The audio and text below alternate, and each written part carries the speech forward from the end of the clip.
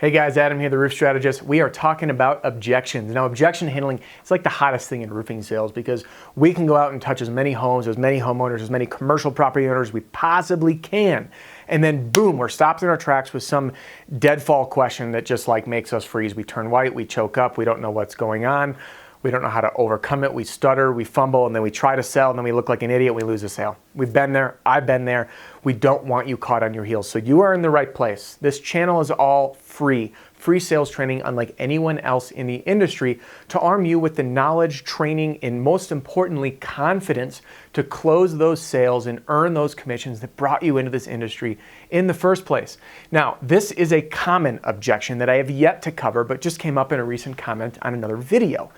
And it is, well, I just want to let my insurance company handle it. Have you heard this one, guys? You show up specifically for stage one. Remember, everything I preach is about the 4 different stages of the claims process. No claim, stage 1. Partial payment, stage 2. Denied, stage 3. And check in hand, stage 4. So whether or not someone has had the insurance company out already, hasn't, or they are waiting on a scope from the insurance, they might turn to you and say, hey, thanks for showing up, but I just want to let my insurance company handle it. So what do? How do you sit there when someone says, I don't want you, I just want to hear what my insurance company has to say? Here is how we do it. What do I always preach? Education. When you can educate someone on what happens through a claim, they will feel comfortable, they will feel confident, and they will feel informed. Guys, people love to make buying decisions. No one wants to be sold, and everybody wants to feel in control and to know what's going on. Now, I want to ask you something, and I want you to think about this because this is what's going on in the mind of your customer. Have you ever ordered something on Amazon, specifically maybe Amazon Prime, something that says 2-day shipping, but you track the shipping anyway? I do it. I just did it the other day. I just ordered new socks. Gotta love Amazon. And I clicked to check when it was going to show up, even though it said 2-day shipping. Now, the reason I did that is because our human psychology is wired to draw conclusions. We want to know what's happening next. We want to be informed. We want to be educated. We want to be confident. No one wants to feel stupid. A homeowner isn't going to say, well, what are you here for and how can you help me? Because then that makes them look weak. So it is up to us not to make ourselves look powerful and smart. No one cares about us. They care about themselves. How do I make the homeowner feel important and smart? Now, guys, this is a big shift in your sales psychology. It's not about you being this like, oh, I'm so busy, I'm a sales boss, I only have 2 appointments a day, you pick one. None of that BS, that theatrical crap that everyone teaches in sales. I hate it, all right? This channel is about sales authenticity. It's about winning business through proper communication, through quality service, and through winning over a competitive edge of being the best damn version of yourself for your customer to fall in love with so they feel comfortable. So if that's your approach, you're in the right place. If you want to learn the crappy tactics, go search elsewhere. I'm not your guy.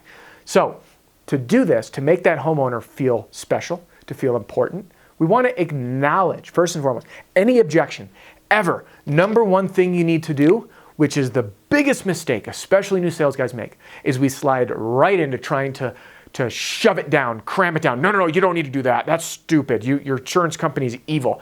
You cannot dismiss. You cannot shove it down. You cannot try to tackle it, to punch it, beat it, to wizen them up. You can't do it. You got to do this first. Number one, you're going to laugh at how simple this is. Acknowledge it. Gosh, where would I be without Microsoft Word to correct me? Is that spelled properly? I hope so. We need acknowledge. Well, if it's not, that's okay. We need to acknowledge it. Say, Mr. and Mrs. Homeowner, I completely understand that you want to have your insurance company go to bat. I'm not here to press anything. I'm here to educate you on the process because I hear this quite a bit and I simply want to let you know what to expect. And after you hear what I have to share, the decision is entirely yours. Sound good? Great. All right. So, Mr. Homeowner, most folks have not had an insurance claim on their home before. Have you? Now, this is a great question to ask because most people haven't, or they don't remember it. Okay, so we want to start that dialogue. And then we can move into overcoming the objection. So again, acknowledging it and reassure them. So number 2 is to reassure that their thought process is normal, okay? We always want to do this. People want to be normal. You wouldn't want to go into the doctor and then, like, let's say you got something on your skin and the doctor goes, whoa, I've never seen that before. Like you'd freak out, right? You're like, oh my God, what's wrong with me? But if you go in and say, oh, perfectly normal, I've seen this 1,000 times. Now you're confident in the doctor, right? Even though it's about you. So the same thing goes on with the homeowner. You acknowledge, say, hey, I completely understand that you want to let your insurance company handle this, and then reassure. It's a very normal response when dealing with a claim because after all, you have people like me showing up at your door. You don't know what to expect. You don't know what the outcome might be. Now, all I'm here to do is help educate you on the process, what to expect from them. Again, you'll hear me say this again, whether or not we work together, you know what to expect so you can select the right contractor that you feel comfortable with. By the way, I like to lead with this before I go into overcoming the objection because after all, Mr. and Mrs. Homeowner, you're in a really privileged place right now because despite the discomfort and frustration of this claim, you have the opportunity to work with any contractor that you choose because the price doesn't change. Whatever the insurance company comes back with and your contractor works with them on is how it works. Now, again, it is very normal for you to want to see what they have to say, but I want to educate you on how this process works. So naturally, you had a claim. This hailstorm fell, right? Your roof is damaged. We're waiting to find out from the insurance, potentially, how bad it is and what might be covered. Now, what can happen is one of three things. Three things. One, they come back and they say, your roof's totaled. Here's a check. Go get it done. And in your mind, you're thinking, great, we're in a great place. And all I got to do is find a roofer because chances are you're probably thinking, well, I saw this estimate. I'm going to go hide it real close and I'm going to ask other roofers what they can do and try to compare them. But that's not really how it works. It's not like a car claim because the insurance company, whatever sum they come up with, if any, will pay you in two parts. They'll pay the first part, meaning what the roof is worth today. So if it's a 30-year roof and there's a 10 years on the shingles, they're going to give you 2/3 of the price of a full replacement to get the job started. Then when it's done, they'll pay the difference. But the only way that difference comes is when we invoice the proper amount for them to say that all the work was done, and then it's handled. And that's one outcome. The other outcome might be that they say, hey, we're only covering some of the damage. Or the worst outcome is they say we're covering nothing. So what happens next? Your options, Mr. and Mrs. Homeowner, you have two chances. Oops, I keep dropping these things. You have two options. Two chances. The initial time that the insurance adjuster comes out to get this thing approved the right way. Now think of it like if you were to show up in court. Now you're not saying that the adjuster, your insurance company, is evil. By all means, they're not.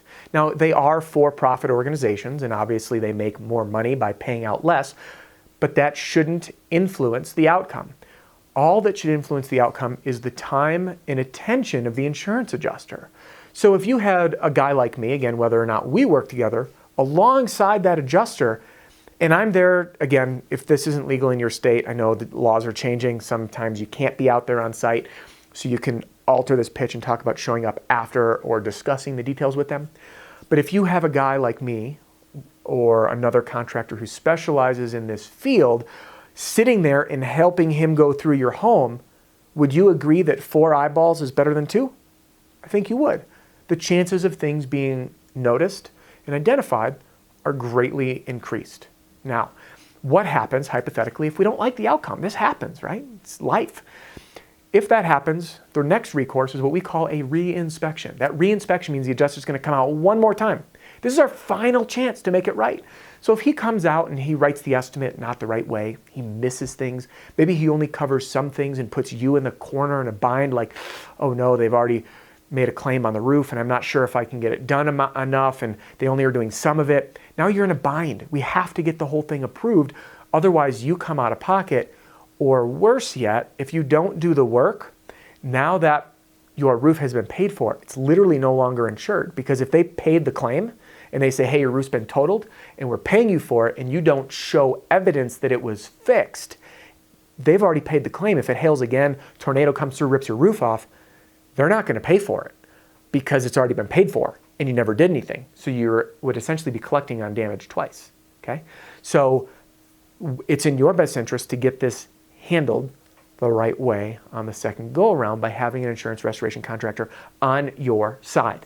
Now, let's say those two scenarios don't pan out. Now we're down the legal recourse side. It's not fun for anybody. There are options, I don't want to go into them, but there's appraisals, there's bad faith claims with an attorney, but none of those really work out in your favor. They're costly for everybody, and it doesn't work. So you got 2 shots at this, and no matter what the insurance comes away with, provides, is what me or any other contractor is going to work from.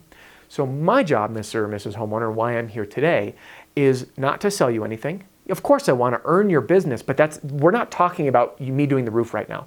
We're talking about me standing here helping you identify and assess the damage. And I want to explain how this process works. So most people think, like with a car claim, that if I dinged my bumper, for example, someone backs into it and make a claim, I might go to an auto body shop and I'm going to hold my estimate close to the chest, and they gave me $2,000 and this guy can do it for $1,500. I made $500. I'm rich, right? Great. It doesn't work like that. So the way that it goes is there's a software called Xactimate. It is designed as a third-party estimating software that essentially price locks the whole industry.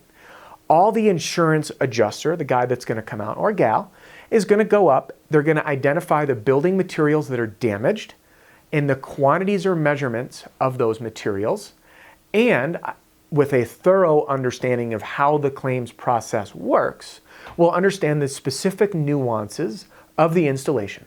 So then they go back to their office, they sit at their keyboard, and they say, okay, there's this much shingles, there's this much drip edge, there's this much edge flashing and counter flashing, and here's the quantities.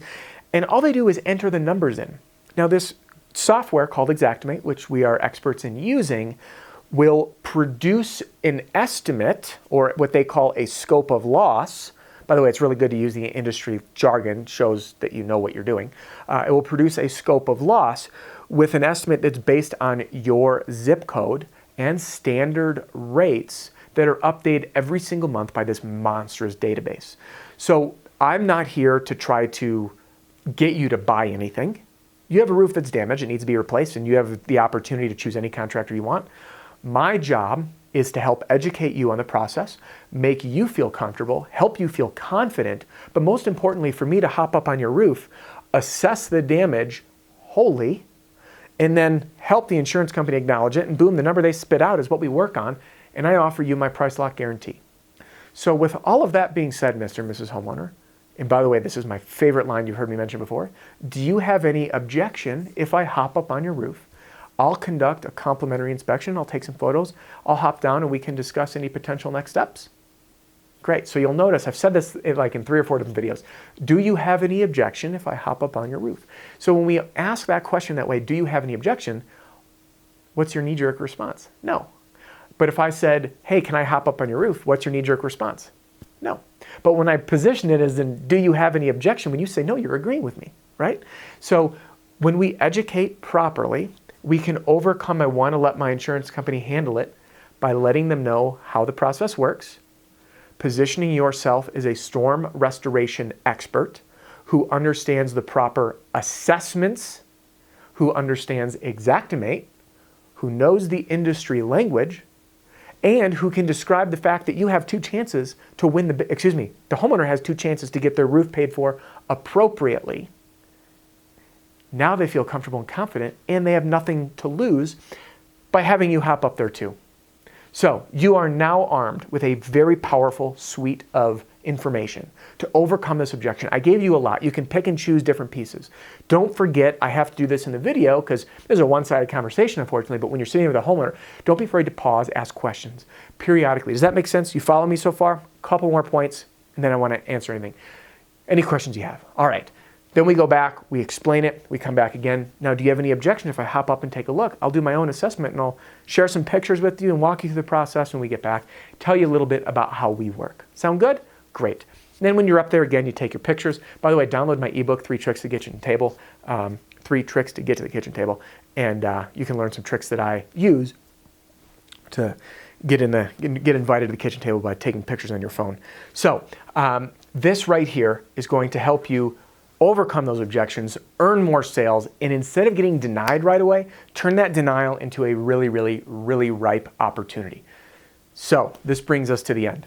drop those comments in the comment section. Click thumbs up, subscribe to the channel for notifications, and I'd love for you to come into my world. My world is an email where I'll email you updates, announcements, lives, upcoming videos, so you're alerted of every new video that comes up. And to do that, you can join the 30-day sales challenge or download my ebook, or you can shoot me an email, adam@roofstrategist.com. I'd love to hear from you. My community of you rich sales men and women who are trying to transform your lives, are what make this channel go round. So drop those comments, send me your feedback. You inspire the videos that are produced here. Now, if you like what you see, please share this with a friend, share it with your sales team, send it to the owner of the company, send it to your friends. And if you want to start using my sales and marketing material, it's backed by no BS guarantee. You can click below. It's called the Roofing Sales Accelerator Marketing Pack. It'll come to you instantly and you can start using it right away. Thanks for joining me on this video. We'll see you on the next one.